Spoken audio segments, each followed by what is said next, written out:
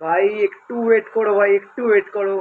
এই ভিডিওটা তোমাদের জন্যই ভাই। তোমরা এতবার করে কমেন্ট করছো বারবার করে যে দাদা অনলাইন টিকিট তো আমরা কেটেছি, যে টিকিট কোথা থেকে রিডিম করব না করব।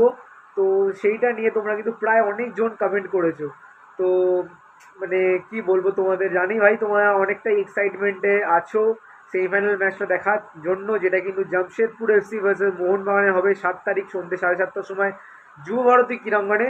তো সেই জন্যই তোমরা ওয়েট করছো, বাট আমি এখনো অবধি বলছি অনলাইন টিকিট তো রিলিজ করে দিয়েছে। যারা যারা দেখতে চাইছো বা দেখতে যেতে চাইছো তারা কিন্তু অবশ্যই অনলাইনে গিয়ে বুক করতে পারো। আর এখনো অবধি কিন্তু আমার কাছে কোনো আপডেট নেই অফলাইন টিকিটের জন্য। আর অনলাইনে যারা যারা বুক করেছো তাদের জন্য কোনো রকমের আপডেট নেই।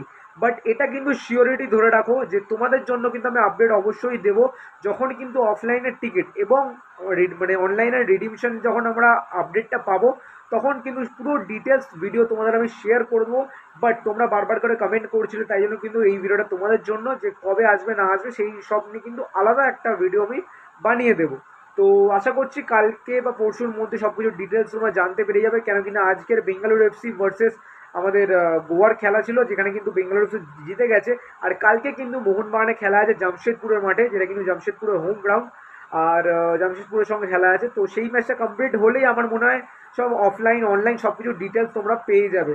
তো দেখা যাক কি হয় না হয়। আর চলো দেখা হচ্ছে পরবর্তী ভিডিওতে। Tata, take care.